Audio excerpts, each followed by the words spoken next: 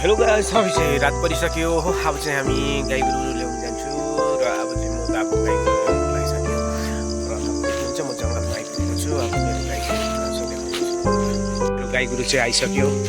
त्यसलाई फेरि यहाँ अड्काइराख्नुपर्छ। अड्काएर अड्काउने सकियो।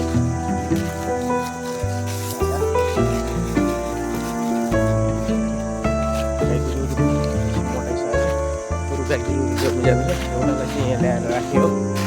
गोरु चाहिँ कति छ हेर्नु छ। रात परिसक्यो, जङ्गलमा हामी छोड्छौँ गाई गोरु, किनभने रातमा बेसी राख्नु हुँदैन। त्यहाँ बाघ भालुहरू आउने गर्छ, त्यसले गर्दा छिटो छिटो जङ्गलदेखि चाहिँ गाई गोरु हामी निकाल्नेछौँ। रात पर्छ, डर हुन्छ। यसले यहाँ एउटा छ है, जति नै चरायो भने पनि तिमीहरू कहिले चढ्दैनस्।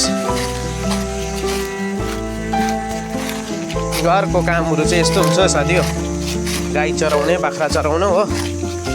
यहाँ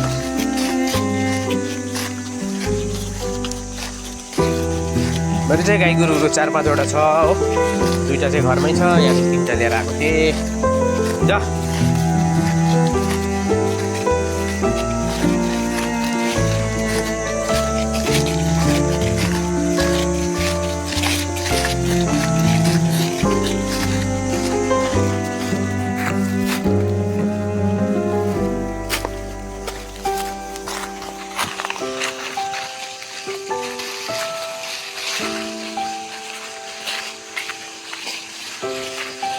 यो चाहिँ हामीको हात्ती फेन्सिङ तार हो। हात्तीले आज पनि गाउँमा हात्ती आएर घरहरू बसाएको छ।